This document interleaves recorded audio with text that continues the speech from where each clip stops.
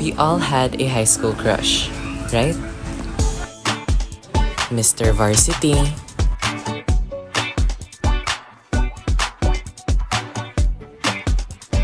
Mr. Akads,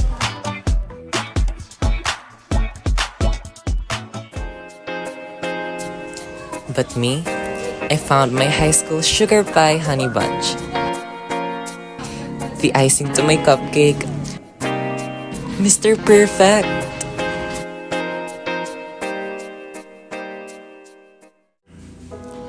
But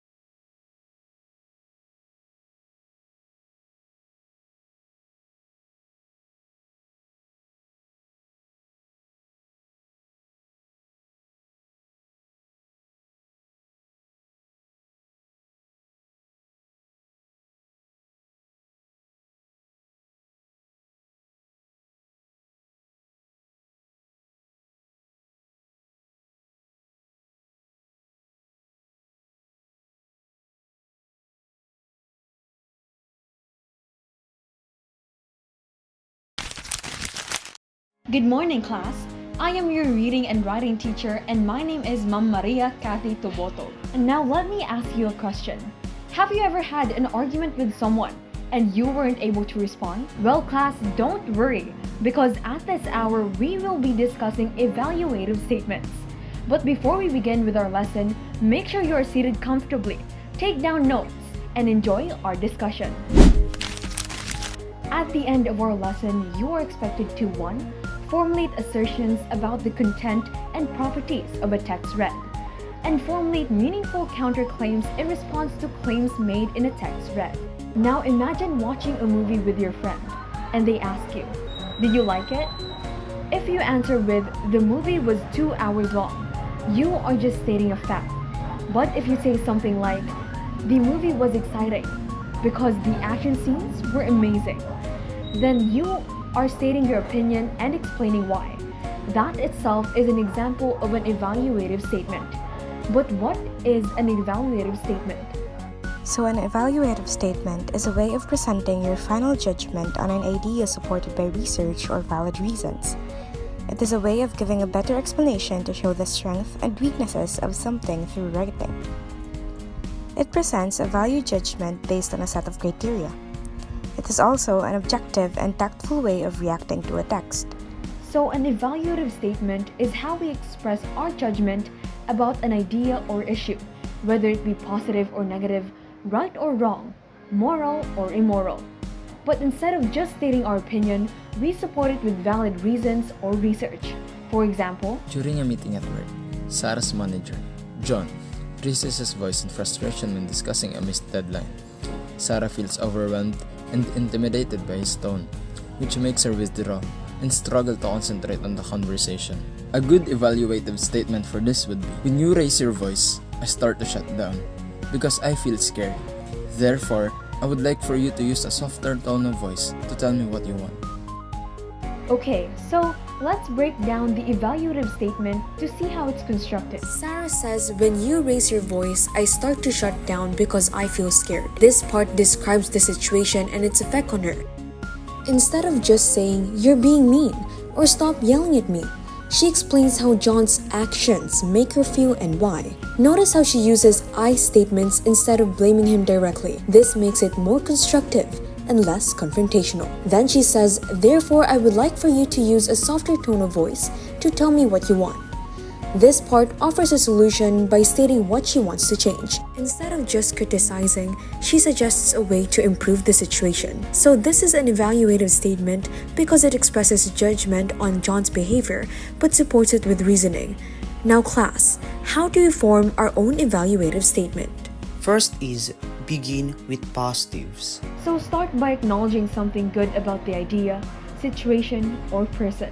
This sets a more balanced and encouraging tone, making it easier for the person to be open to the rest of the evaluation. Like for example, instead of saying, this project is a mess, you could say, I really like this project, but there are a few areas that need improvement.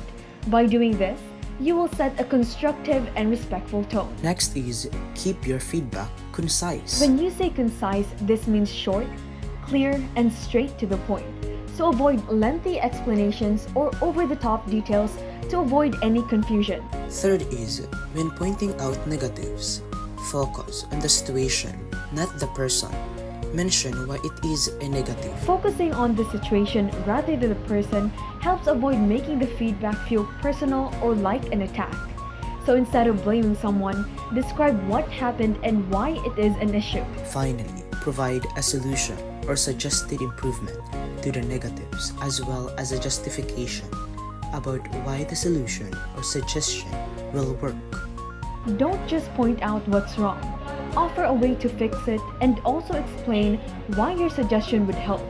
For example, instead of saying, this report is too confusing, you could say, if we add bullet points, it would make the report easier to understand and more organized. Now that we know how to formulate an evaluative statement, let us now dive deeper into its subtopics, assertions and counterclaims. According to Merriam-Webster, assertions are the act of asserting or something that is asserted, such as an insistent and positive affirming, maintain or defend, and a declaration that something is the case. Assertions are a stylistic approach or a technique involving a strong declaration, a forceful or confident and positive statement regarding a belief or a fact. Often, it is without proof or any support. Its purpose is to express ideas or feelings directly. Assertions are declarative sentences that claim something is true about something else. So basically, assertion is a statement that expresses a belief or a fact. Now there are 4 types of assertion. First is statement of fact. Statement of fact is a statement that can be proven objectively by direct experience, testimonies of witnesses, verified observations, or the results of research. So this can be proven objectively through evidence. For example, The sun rises in the east.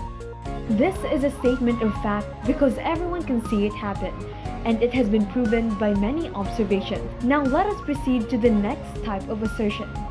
Next is a statement of convention.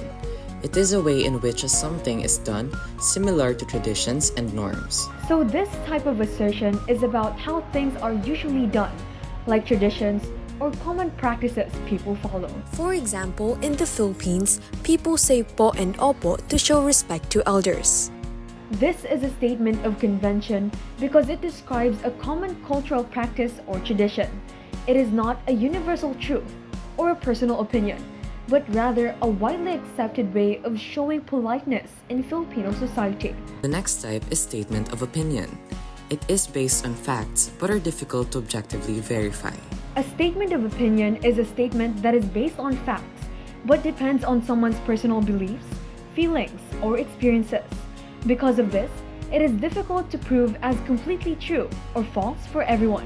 For example, Chocolate is the best ice cream flavor. while it is true that chocolate is a popular flavor, not everyone agrees that it is the best. Some people might prefer vanilla, strawberry, or other flavors. Since there is no way to prove that chocolate is the best for everyone, it remains as an opinion rather than a fact. And for our last type of assertion, And the last type is statement of preference. Statement of preference is based on personal choice. Therefore, they are subjective and cannot be objectively proven or logically attacked. So this is a statement that shows what someone personally likes or chooses. It is subjective, meaning it is based on personal feelings, not facts. For example, I prefer winter over summer. this is a statement of preference because it expresses a personal choice. Someone else might prefer winter, but neither preference can be debated because it's based purely on personal feelings. Now you might be wondering, teacher, what is the difference between statement of opinion and statement of preference? A statement of opinion is what someone thinks based on their beliefs, and it can be debated because others might disagree. For example, basketball is the best sport. Meanwhile, a statement of preference is what someone likes and cannot be argued because it's personal choice. For example, I like basketball more than soccer. Okay, now that we're done with assertion, let us proceed with counterclaims. First, let us discuss claim. A claim is the main argument and your main thesis statement. A claim is also a statement that expresses a point of view or an argument. It is what someone believes to be true and tries to prove. On the other hand, counterclaim is the opposing argument to a claim. It challenges or disagrees with the original claim. So basically, a claim supports one side of an argument, while a counterclaim provides the opposite perspective. Let's take a look at this example. Claim. Online learning is more effective than traditional classroom learning. Your counterclaim could be, traditional classroom learning is more effective because it allows for better interaction and hands-on activities. Now there are 4 elements in an argument: claim, counterclaim, reason, and evidence. So like what I've mentioned, a claim is the main argument. A counterclaim is the opposite of the claim. Reason tells why a claim is made, and evidence is the fact or research that supports your claim or reason.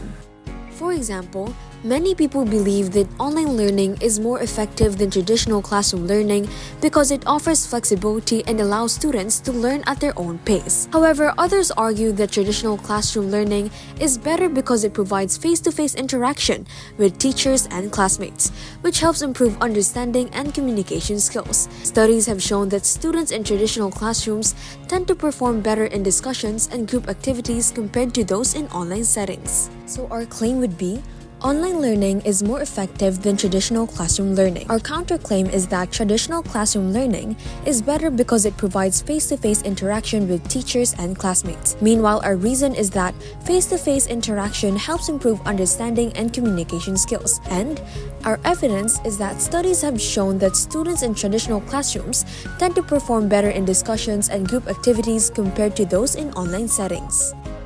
So that's it for evaluative statements, assertions, claims, and counterclaims. I hope everyone learned a thing or two. Let's take a short break before we proceed to our next discussion. I get it now. I know how to approach it. I'll fix this. Okay, I hope everyone enjoyed their short break and is feeling refreshed and ready for our next topic, which is textual evidence. At the end of our lesson, you are expected to determine textual evidence to validate assertions and counterclaims made about a text read. So class, what is a textual evidence? Let us take a look at this definition. Textual evidence is information gathered from the text that supports your assertion or counterclaim about the text. It refers to any proof or an argument, a claim, a counterclaim, an assertion cited in the text leading to a conclusion. So basically, textual evidence is information from a text that helps prove our ideas or arguments. It can be a quote, a fact, or an example from the text. Let's take a look at this example. Eric often gets wet on Saturday. He wakes at 6 o'clock in the morning and goes straight to the faucet. He prepares basin, soap, shampoo, and a stall. One by one, he calls out by his 4 friends for the Saturday ritual. Based in the text, what Eric's work on Saturday morning? A. Washes clothes. B. Cooks breakfast. C. Bathes his pet. D. Prepare for work. If you answer C, bathes his pets, then you are correct. This is because the text describes Eric getting wet on Saturdays and preparing a basin, soap, shampoo, and the stall. He also calls out his 4 friends, which suggests that he is giving his pets a bath. Moving on, what can we include in the textual evidence? A. Facts and statistics. B. Opinion from experts. C. Personal anecdotes. Now, let us proceed to the characteristics of a good textual evidence. Unified. The evidence should be directly related to the claim or argument and should not go off topic. It must clearly support the point being made. Opinion from experts. While expert opinions can be useful, textual evidence should come directly from the text itself rather than outside opinions. This is not a primary characteristic of textual evidence. Specific and concrete. Good textual evidence should be clear and detailed, not vague or general. It should point to exact words, phrases, or sentences from the text. Accurate. The evidence must correctly represent the original text without misinterpretation or distortion. Representative.